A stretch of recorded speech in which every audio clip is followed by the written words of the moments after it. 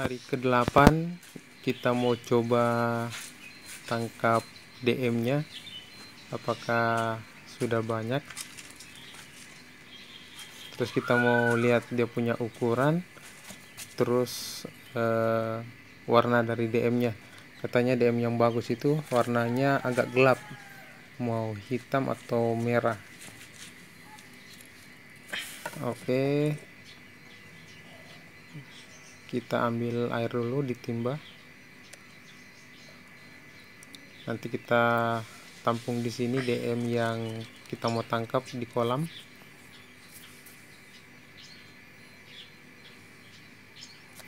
Kita coba serok pakai serokan yang jaringnya porinya agak besar, jadi yang tertangkap sebagian besar ini adalah DM indukan. Jadi untuk burayak DM-nya sendiri akan tinggal di kolam.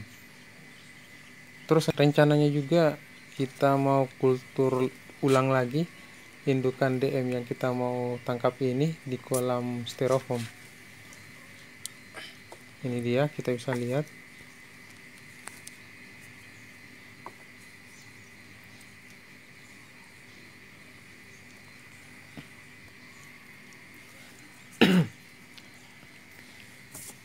Jadi ini dia DM yang kita tangkap.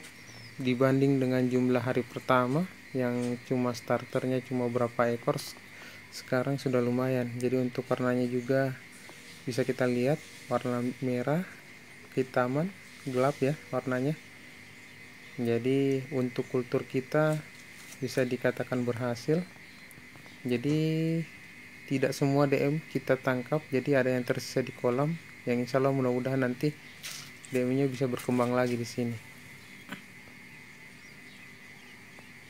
Ini dia DM-nya, masih ada. Terus DM yang kita tangkap nanti kita mau coba masukkan ke kolam styrofoam, yang dimana kolam styrofoam ini dulunya adalah bekas kolam gupi. Karena kolam ini airnya sudah terlalu hijau, jadi gupinya kita pindahkan dan sekarang kita masukkan DM biar DM-nya makin banyak. Jadi kita sudah tidak perlu repot lagi beri pakan air hijau, soalnya airnya sudah hijau. Jadi ini untuk 2 minggu cukuplah, tidak usah diberi pakan air hijau untuk DM yang di tempat styrofoam tadi.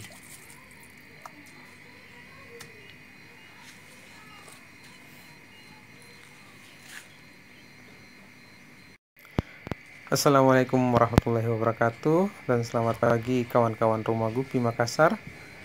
Jadi pada video ini kita mau buat percobaan kultur DM atau kutu air raksasa, ada punya makna.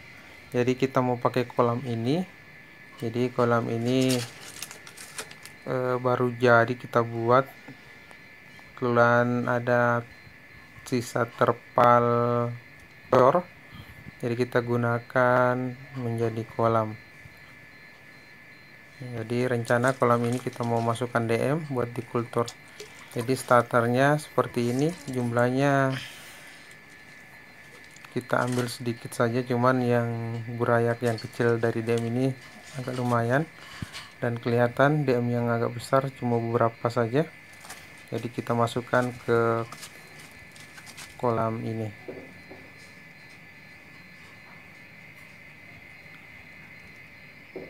Ada endapkan sekitar 3 harian,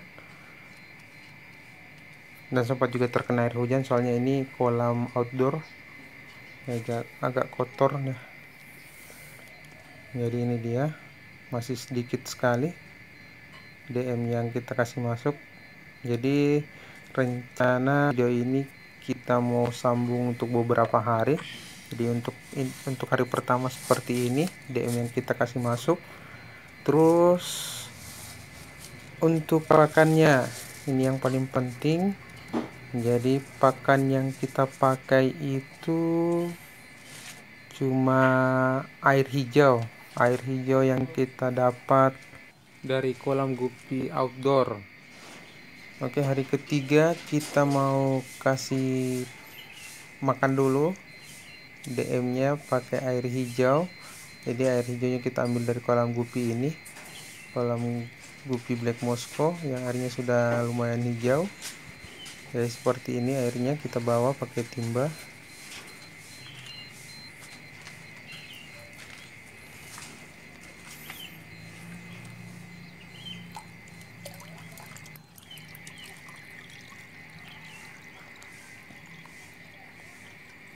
Jadi untuk air hijau takarannya dikira-kira saja. Untuk kolam ini yang DM-nya masih sedikit, 2 timba saja cukup sehari. Jadi itu kelihatan DM-nya sudah mulai agak besar, sudah hampir jadi indukan. Kita tambah lagi 1 timba ya.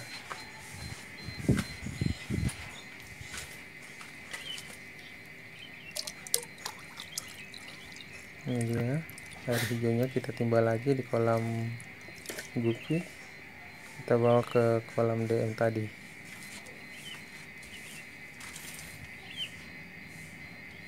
Jadi nanti kita lihat perubahannya besok atau beberapa hari kemudian.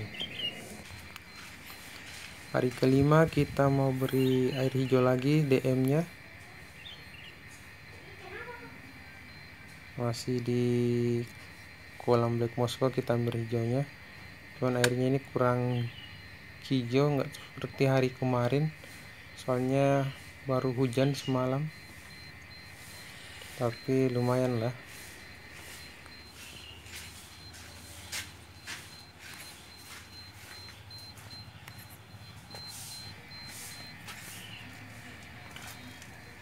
Jadi kelihatan air kolamnya sudah mulai bening. Jadi kita kasih lagi air hijau. Oke, sekali coba kita lihat DM-nya, ukurannya sudah makin besar dan kelihatan burayak kecilnya juga sudah mulai banyak. Jadi dari artikel yang pernah saya baca, indukan DM ini bisa menghasilkan burayak untuk 1 DM ya, bisa menghasilkan burayak sekitar 20 lebih, bahkan katanya bisa hingga mencapai 100 burayak untuk 1 DM nya. Jadi kita coba kultur saja DM nya, mudah-mudahan bisa berhasil. Hari ke-6 kita mau cek DM nya, kita mau lihat jumlahnya apakah makin bertambah. Jadi kalau kita lihat DM-nya sudah makin bertambah, bahkan DM-nya juga sudah banyak yang sudah menjadi indukan juga, tapi DM kecilnya juga tidak kalah banyak dengan jumlah DM yang sudah besar ya.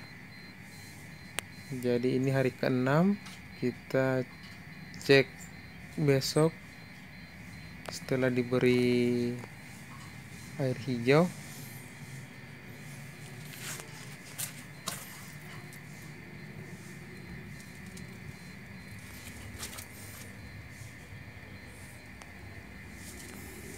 Oke, mungkin cukup untuk ini hari.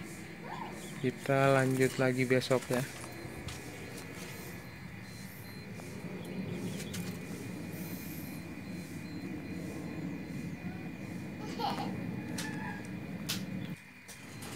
Oke, lanjut ke hari ke-7.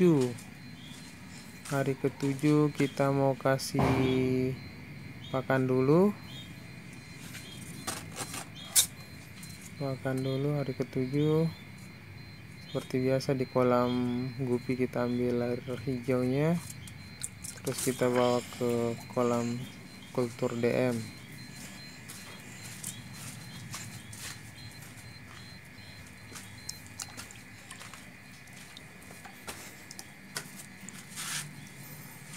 Airnya sudah bening, kita tambah lagi air hijau buat pakan DM nya, kita tuang.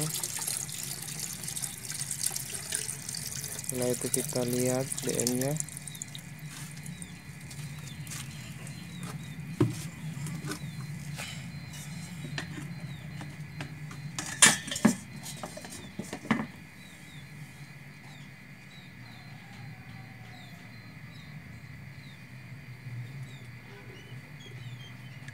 DM nya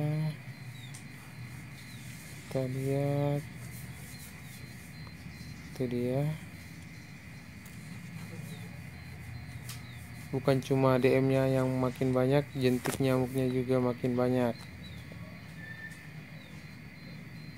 Itu jentik nyamuknya ada yang gede juga, tidak kalah gede sama DM nya.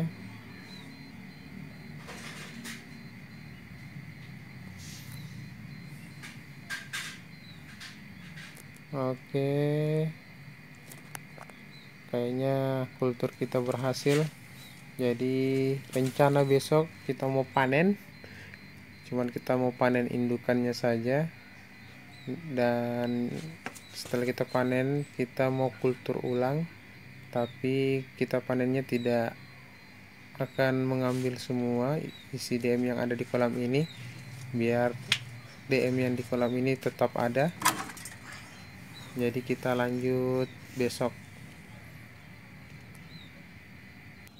Jadi saya mau kasih lihat air hijau yang di dalam kolam, indikatornya tangan saya. Jadi biar bisa tahu air hijaunya seperti apa. Seperti ini.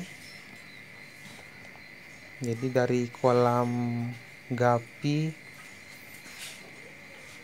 airnya bisa hijau karena tipenya outdoor, terkena matahari langsung. Terus ada juga yang di kolam styrofoam seperti ini. Ini isinya burayak gupi jenis tuxedo koi. Jadi karena terkena matahari langsung, jadi airnya menjadi hijau. Dan air hijau inilah yang kita pakai buat pakan DM. Terus ada lagi satu kolam di kolam terpal sebagai contoh untuk digunakan sebagai kolam DM. Tadinya ini airnya hijau, terus kita masukkan DM. Setelah airnya mulai jernih, terus kita masukkan indukan gapi. Jadi bisa jadi tempat persalinan juga. Jadi gapinya sudah tidak kita beri pakan lagi, sudah ada di dalam kolam. Hari ke-8 kita mau coba tangkap DM nya, apakah sudah banyak. Terus kita mau lihat dia punya ukuran, terus warna dari DM nya. Katanya DM yang bagus itu warnanya agak gelap, mau hitam atau merah.